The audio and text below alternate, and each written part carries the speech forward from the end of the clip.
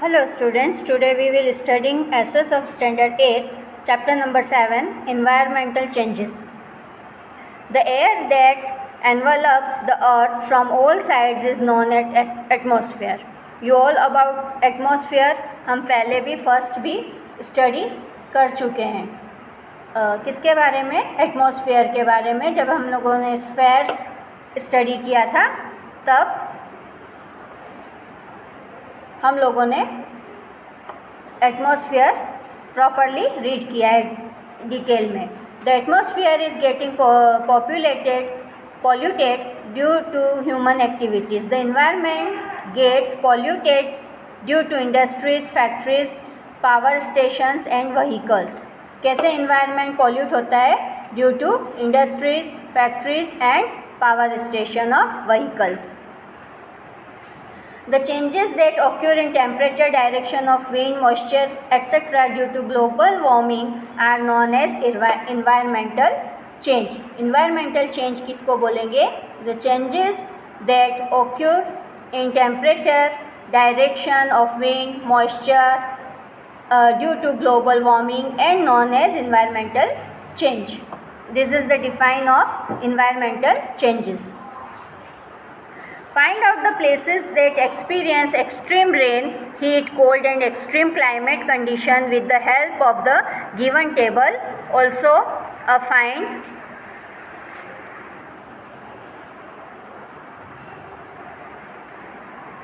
Cold and heat में बहुत ज़्यादा डिफरेंस है. तो ये हमको किस रीज़न से होता है? Due to climate change. तो यहाँ पर आपको रीज़न्स चेक करके रीजंस लिखना है. जैसे रशिया में 15 डिग्री सेल्सियस है एंड कोल्ड -20 डिग्री सेल्सियस होता है, जबकि रेन 100 सेंटीमीटर तक हो जाती है. अब यहाँ पर सारे कंट्रीज़ के सऊदी अरेबिया, फिलीपाइंस, नॉर्वे सभी के rain and hot cold hot का दिया हुआ है. तो वो आप the weather of this place, write your answers in your notebook after carefully observing this map. अब यहाँ पे मैप को प्रॉपरली आपको ऑब्जर्व करना है और यहाँ पे देखो मेट्रो सिटीज़ का maximum and minimum temperature note down किया हुआ है. उसी टाइप से आपको ये मेज़र वगैरह एक्टिविटी की बुक में नोट डाउन करना है. Okay. Then what is climate? The average condition of rain, temperature and moisture of over more than 35 years is in any is known as climate.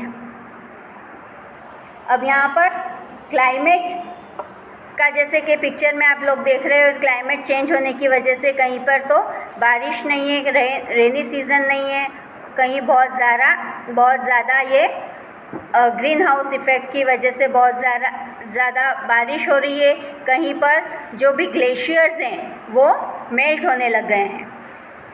Then एक green house farming क्या है? Green house farming it means countries with a cold climate receive less heat from the sun. This hamper the growth of plants and vegetables. Hence arrangement are made of accumulate adequate heat from the sun. The roof is made of either glass और cloth to allow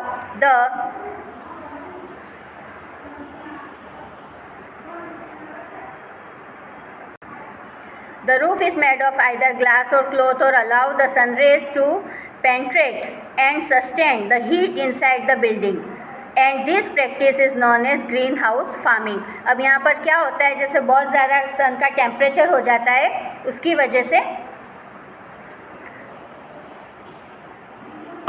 बहुत ज़्यादा temperature है, इसकी वजह से वहाँ पर या तो रूफ पर ग्लास कवर या क्लॉथ से अलाउ किया जाता है, जिससे उसको बहुत ज़्यादा सन रेज का इफ़ेक्ट नहीं हो.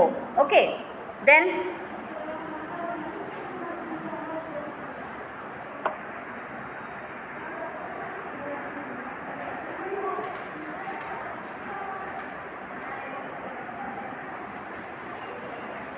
तो एवरेज टेम्परेचर अर्थ का बढ़ जाता है, उसको बोलेंगे हम ग्लोबल वार्मिंग.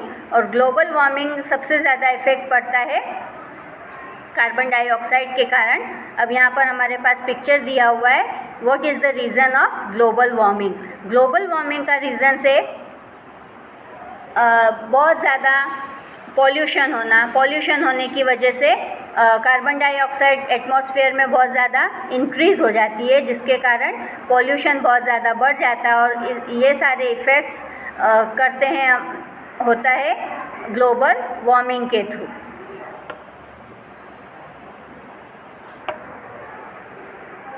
देन अलग अलग डेली न्यूज़पेपर्स वगैरह में आप चेक करते हो तो किस टाइप से टेम्परेचर बढ़ रहा है अर्थ का।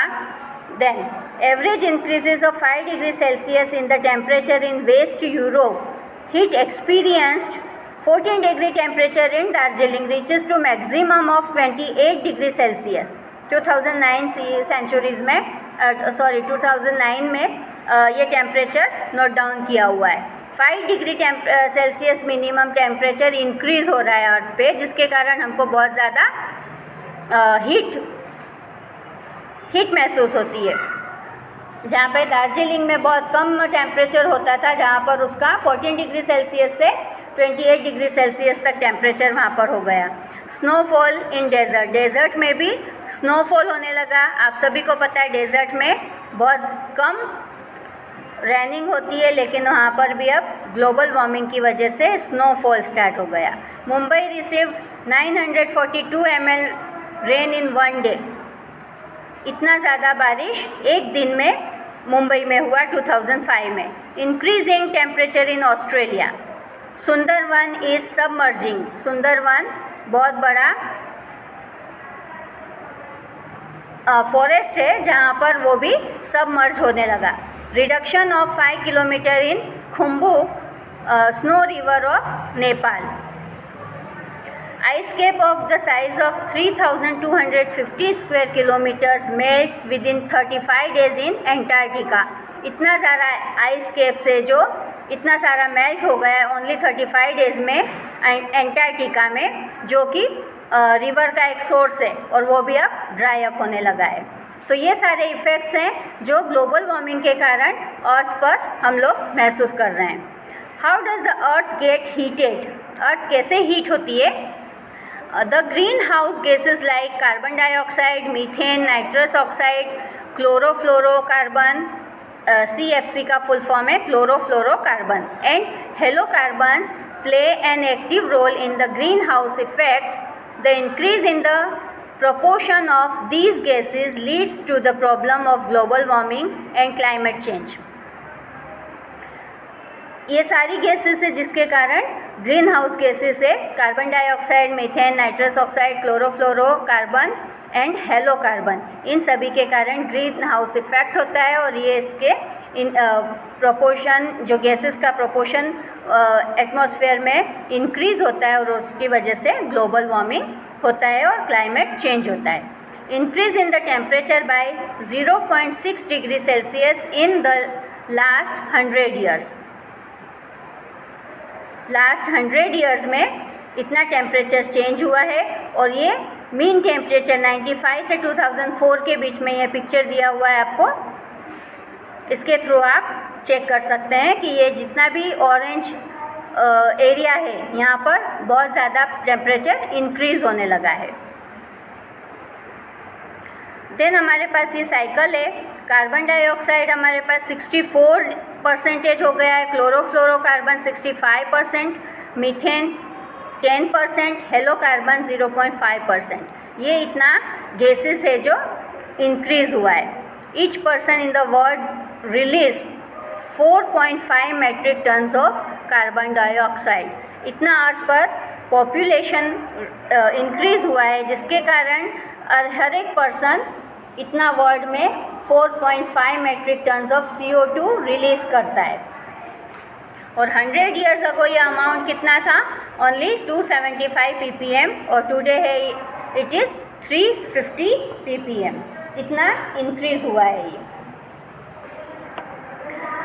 यहाँ पर ppm न्यू वर्ड है आपके लिए। तो ppm का मीन्स होता है part per million. For example 480 ppm is equal to 0.28%। है ना, इसका फुल फॉर्म है ppm का पार्ट पर मिलियन। अब यहाँ पर ग्लोबल टेम्परेचर के लिए annual average and 5 years average यहाँ पर हमको ग्राफ के थ्रू एक्सप्लेन किया हुआ है। लास्ट 150 ईयर्स में जो टेम्परेचर इंक्रीज़ हुआ है उसके बारे में हमको यहाँ पर ग्राफ के थ्रू हमने एक्सप्लेन किया है। यहाँ पर जो ये एनुअल है, ब्लू डॉट जो लिखा हुआ है वो एनुअल एवरेज है, और जो रेड और ऑरेंज है वो 5 ईयर्स एवरेज है। 5 ईयर्स मतलब यहाँ पर ये 0.2 0.4 माइनस में है, तो ये इंक्रीज़ हो रहा है 1860 में, जहाँ पर 0.1 0.3 टेम्परेचर था माइनस में, वो इंक्रीज़ होने लगा 1880 में, कहाँ तक 0 प्लस में चला गया 0.1 तक, देन डिक्रीज़ हुआ और फिर से 1940 में इंक्रीज़ होके 0 डिग्री के ऊपर पॉजिटिव में चला गया, और उसके बाद ये लगातार इंक्रीज़ होता हुआ 2000 में लगभग 4 डिग्री टेम्परेचर तक इंक्रीज़ हो गया है। तो इतना हमने ग्राफ के थ्रू समझा कि ये टेम्परेचर कितना इंक्रीज़ हुआ 150 ईयर्स में। ओके, अब यहाँ पर आपको ये सोचने की बात है। We know that the definite quantity of sugar और salt has to be added the vegetable और tea. What would happen if add more sugar or salt in the same way? There is balance of proportion of gases in the atmosphere. Imagine what would happen to this balance if the proportion of carbon dioxide increase in the atmosphere. So जैसे हम पानी के अंदर या vegetables में, T में sugar या salt add करते हैं, तो अगर ज़्यादा हो जाता है तो क्या हम